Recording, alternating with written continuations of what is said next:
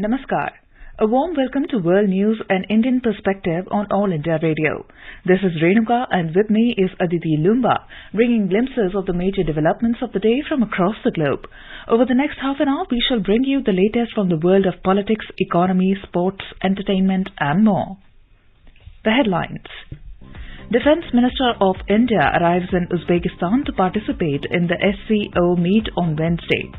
China to issue visas to Indian students returning to their universities after a 2-year hiatus.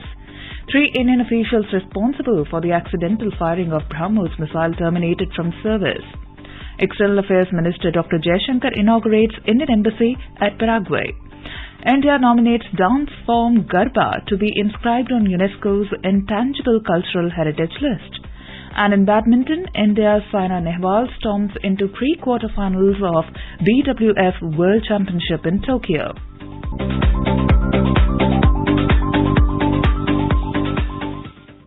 Defence Minister Rajnath Singh has reached Tashkent in Uzbekistan to attend the Shanghai Cooperation Organization SCO Defence Ministers meeting.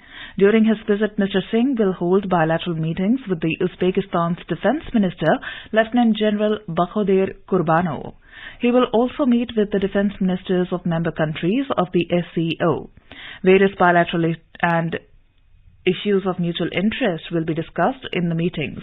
During his stay, Mr. Singh will pay homage at the monument of late Prime Minister Lal Bahadur Shastri and also meet the Indian diaspora in Uzbekistan. The meeting follows the 17th meeting of Security Council Secretaries of the SCO member states under the presidency of Uzbekistan held on the 18th and 19th of August. China on Monday announced that it will issue visas to Indian students to return to their Chinese universities. The students have been waiting for over 2 years due to Beijing's strict COVID restrictions. The announcement made on the website of the Chinese embassy in New Delhi said that the updated allocation procedures will be effective from Wednesday, the 24th of August. It will be applicable to various categories of Indian travellers, including students, businessmen, and families of those working in China. Tourist visa, however, is not yet allowed. A senior official from the Chinese Foreign Ministry who had recently come back to China after completing her tenure in Chinese embassy in New Delhi has also tweeted confirming the same and welcoming Indian students. Our Beijing correspondent reports that student visas will be issued to newly enrolled students and students who wish to return to China to resume their studies. Over 23,000 Indian students, mostly studying medicine, are reportedly stuck back home due to COVID visa restrictions. Our correspondent adds that at present, there are no direct flights between India and China after China banned it in November 2020. For the first time in over 2 years, a chartered flight engaged by Indian businessmen and their families arrived in the Chinese city of Hangzhou recently. Some students from Sri Lanka, Pakistan, Russia and several other countries have already arrived on chartered flights in recent weeks. The Indian Coast Guard rescued 32 Bangladeshi fishermen and handed over their Bangladeshi counterpart on Tuesday. The operation is in line with the Memorandum of Understanding between the two Coast Guards. In a statement, the government said that Indian Coast Guard ship Virat rescued the fishermen after their boats capsized at Indo-Bangla International Maritime Boundary Line and handed over them safely to Bangladesh Coast Guard ship Tajuddin. Bangladesh Coast Guard thanked the Indian Coast Guard for saving the lives of Bangladeshi fishermen. The Bangladeshi fishermen's boat had capsized during cyclonic weather which moved along the coast of Bangladesh and West Bengal last week. Most of the fishermen were found clinging to nets floats in the turbulent sea and struggling to survive for almost 24 hours after their boats had capsized when they were sighted by Indian Coast Guard ships and aircraft on the 20th of August. The Government of India has terminated the service of 3 Indian Air Force officers in the matter of the accidental firing of a BrahMos missile into Pakistan. The incident happened on the 9th of March this year. In a statement, the Indian Air Force said a court of inquiry was set up to establish the facts of the case, including fixing responsibility for the incident. The court of inquiry found a deviation from the standard operating procedures by 3 officers which led to the accidental firing of the missile. In the court of inquiry, 3 officers have primarily been held responsible for the incident and the services have been terminated by the central government with immediate effect. Indian Air Force said termination orders have been served upon the officers today. taking a serious view of the accidental firing of a BrahMos missile into Pakistan. The Union government ordered a high-level court of inquiry in March this year. External Affairs Minister of India Dr. S. Jaishankar inaugurated the Indian Embassy in Asuncion during his official visit to Paraguay on Tuesday. On the occasion, Dr. Jaishankar described it as a reiteration of India-Paraguay's strong bilateral relationship and long-standing multilateral cooperation. External Affairs Minister's visit started with the unveiling of a bust of Mahatma Gandhi at the waterfront of Asuncion. He paid homage to the national pantheon of heroes and remembered the sacrifices of Paraguayan national heroes. During his visit, Dr. Jaishankar called on President of Paraguay, Mario Abdo Benitez, at the presidential palace. He also held a meeting with the Foreign Minister of Paraguay, Julio Cesar Arreola. The UN Security Council led a meeting on promoting common security through dialogue and cooperation on Monday. Speaking at the session, Secretary General of the UN, Antonio Guterres, said that the collective security system is being tested like never before. The tools that have kept us from catastrophic world war are more important than ever. But they must be fit for today's rapidly deteriorating international peace and security environment. We need to reforge a global consensus around the cooperation required to ensure collective security, including the work of the United Nations. India's permanent representative to the UN, Ms. Ruchiraj Kamboj, underlined the need for the international community to stand together against common threats to the collective security of the world. Any coercive or unilateral action that seeks to change the status quo by force is an affront to common security. Further, common security is only possible when countries respect each other's sovereignty and territorial integrity, as they would expect their own sovereignty to be respected. Common security is also only feasible when all countries stand together against common threats such as terrorism and do not engage in double standards while preaching otherwise. In the USA, the top infectious disease official, Dr. Anthony Fauci, has announced that he would step down from his post in December this year. He is currently working as a chief medical advisor to the U.S. President Joe Biden. Dr. Fauci had become the face of the U.S. COVID-19 response during the pandemic. Reacting to his announcement, U.S. President Joe Biden thanked Dr. Fauci for his spirit, energy and scientific integrity. President Biden, in a statement on the White House website, said the United States of America is stronger, more resilient and healthier because of him. Bangladesh Foreign Minister Dr. A.K. Abdul Momen has denied that he sought help from India for elections in Bangladesh. Dr. Momen on Monday said that some media organizations are distorting and misrepresenting the statement he made in Chattogram on the occasion of Janmashtami celebrations on the 18th of August. He termed the allegation that he sought India's help for elections as absurd. Dr. Momen said that on his visit, he discussed issues related to regional stability with India and he spoke about global instability. Meanwhile, the U.S. government has donated another 10 million doses of the COVID-19 vaccine to Bangladesh. The latest consignment of Pfizer's COVID-19 vaccine has arrived in Dhaka through the COVAX platform of the World Health Organization, WHO.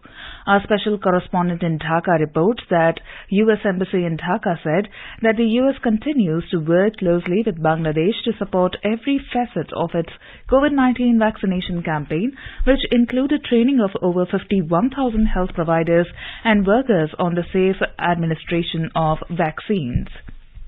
Mr. Vikram Doraiswamy has been appointed as the next High Commissioner of India to the United Kingdom.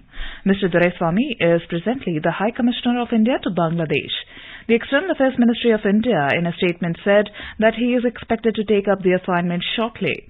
Mr. Doraiswamy is an Indian Foreign Service officer of the 1992 batch.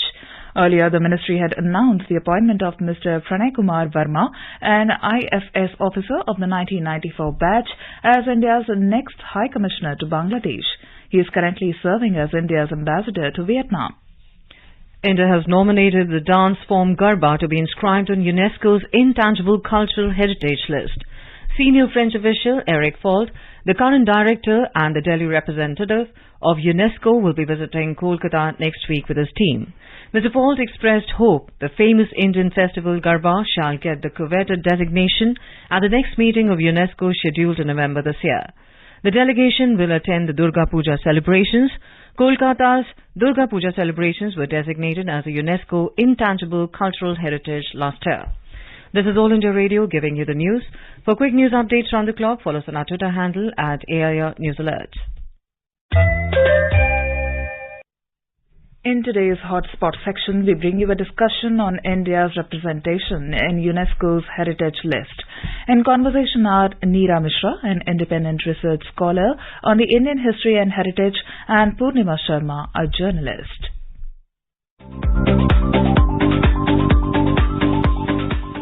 We have with us Nirja Misra, who is the chairman of the Draupadi Trust. Do tell us, Nirja, about your views on this latest inclusion on this list from India. Thank you, Purnima ji. This is a very, very happy news that the government of India has chosen to get Garba dance listed in the intangible heritage of Bharat under the UNESCO. As you are aware, our country has 40 tangible heritage, UNESCO heritage sites and almost 14 intangible cultural heritage listing in the UNESCO. Now this is very, very crucial for India because it at once lifts the status of our intangible dance forms at an international level. Just the way when Wayang Kulit of Indonesia, which is a dance form which narrates the story of Ramayana and Mahabharata, became intangible heritage of Indonesia, the whole world started recognizing and appreciating that. In the same way, our Garba will get that due recognition as an important intangible heritage cultural celebration of Bharat, because it is basically a dance form of celebration which happens during the Diwali period, where girls and boys, they dress up colorfully and they dance. So it's a very, very happy and a very positive step on the part of the government of India to push for Garba to be nominated. Yes, as you just mentioned, Garba is a dance form that people break into on almost every occasion. Yes. But its flavors assume a different color on Navratri, or the festival of the 9 nights. In fact, I, for myself, have seen more than 40,000 people doing the Garba on a single ground to the same beat. And the effect was indeed magical. But Nirja, do tell us, what will be the benefit of coming onto this list? See, the benefit definitely will be the recognition to, first of all, the strengthening of the roots of our cultural heritage. These are our integral part of Bharatiya Sanskritik Virasat. The cultural heritage of India gets strengthened. Secondly, it gets worldwide recognition. Thirdly, it also generates a curiosity among the youth of the country, among the people who are not familiar with India's cultural heritage, to know more about it. And it will obviously get mileage in terms of promotion by the Ministry of Tourism, because Ministry of Tourism's job is to promote India's cultural heritage, whether tangible or intangible. Now, intangible heritage, last year, as I said, Durga Puja was listed. Before that, the Chhau Nritya of Bengal and Orissa was listed. Even our mantras have been listed. And there are these Kerala dances have been listed. So there are so many intangible. So Garba will now reach that world stage of recognition. I'd like to share with you, you talked about Vadodara. Garba is celebrated across the country in different parts of the country, but now it will be celebrated in different parts of the world also. So India has over, like you said, 40 World Heritage Sites. Yes. So what are the benefits of these heritage sites?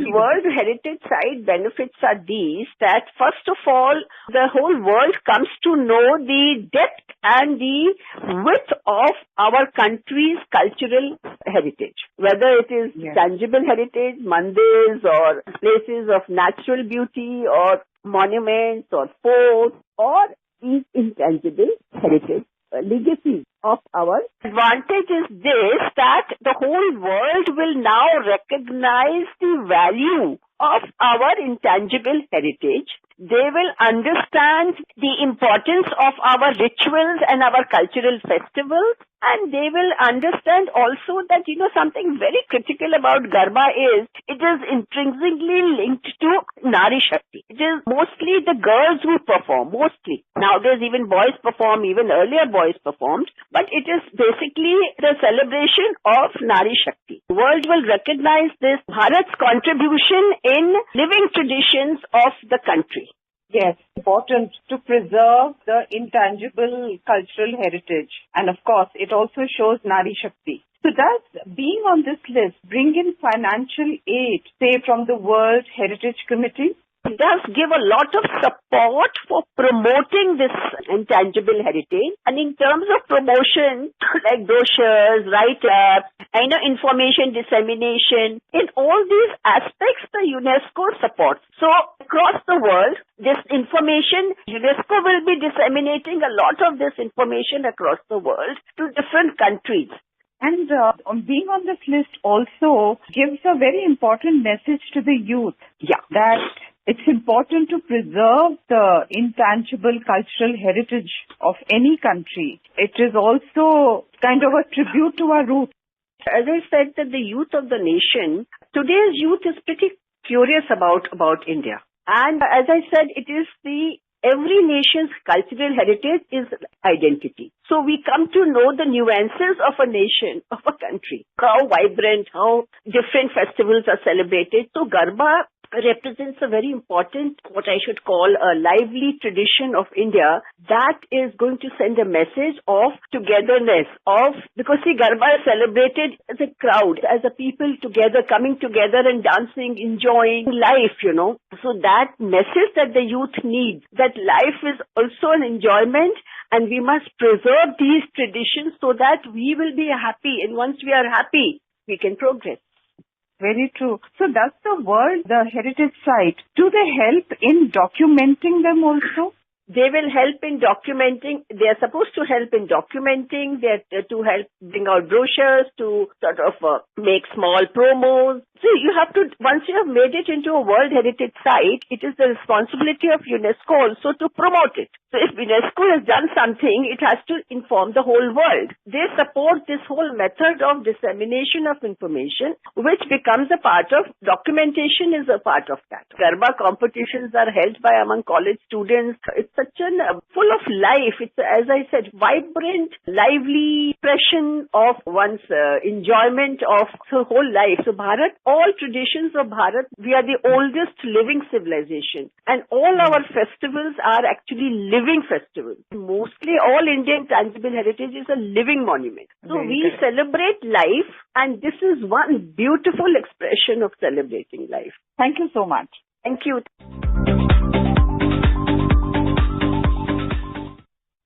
Moving on to sports, in badminton, London Olympic bronze medalist shuttler Saina Nehwal produced a fine performance to kick off her BWF World Championships campaign with a straight game win over Hong Kong's Chuan Nang Yi. A former world number one, Saina took 38 minutes to dispatch Nang Yi 21-19, 21-9 in the opening round.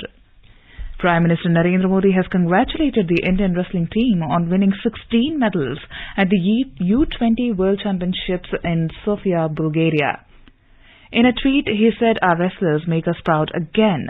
Meanwhile, Youth Affairs and Sports Minister Anurag Thakur praised chess player and Grandmaster R. Pragnananda for defeating five-time world champion Magnus Carlsen at the FTX Crypto Cup tournament. All India Radio is celebrating 75 years of freedom by showcasing the journey of India since independence in various walks of life through the storytelling of All India Radio. In today's Potpourri section, we bring you the story of the Prime Ministers of India who served the nation from the 15th of August 1947 to 14 January 1980.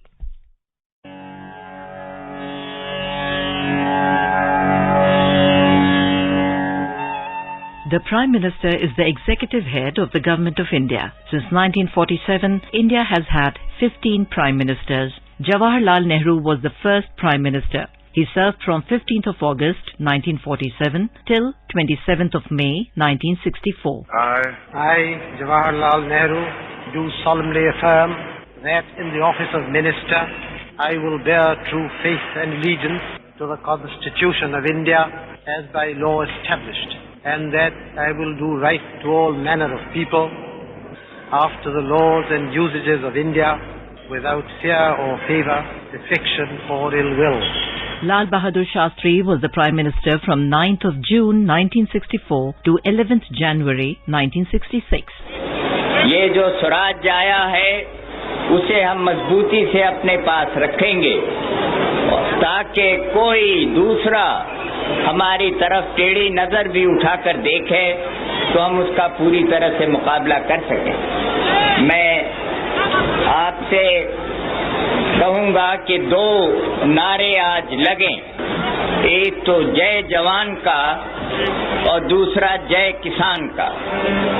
ये दो नारे मैं समझता हूं कि आज हमारे देश के लिए जरूरी है, एक जय जवान और एक जय किसान, और फिर उसी से सारे देश का एक जय हिंद का नारा लगता है। Gulzari Lal Nanda was the acting Prime Minister from 27th of May 1964 to 9th of June 1964 and again from 11 January 1966 to 24th January 1966. Indira Gandhi was the Prime Minister from 24th January 1966 to 24th March 1977 and again from 14th January 1980 to 31st October 1984. Morarji Desai was sworn in as the Prime Minister on 24th of March 1977 and continued till 28th of July 1979. Charan Singh held the post from 28th of July 1979 to 14th January 1980. हमारा विश्वास यह है कि महात्मा जी की शिक्षा पर चल रही देश में इस अंतर्राष्ट्रीय जगत में इंटरनेशनल वर्ल्ड में इस दुनिया में शांति कायम हो सकती है और लोगों को सुख मिल। आज नहीं कल नहीं परसों दुनिया इसी नतीजे पर पहुंचेगी।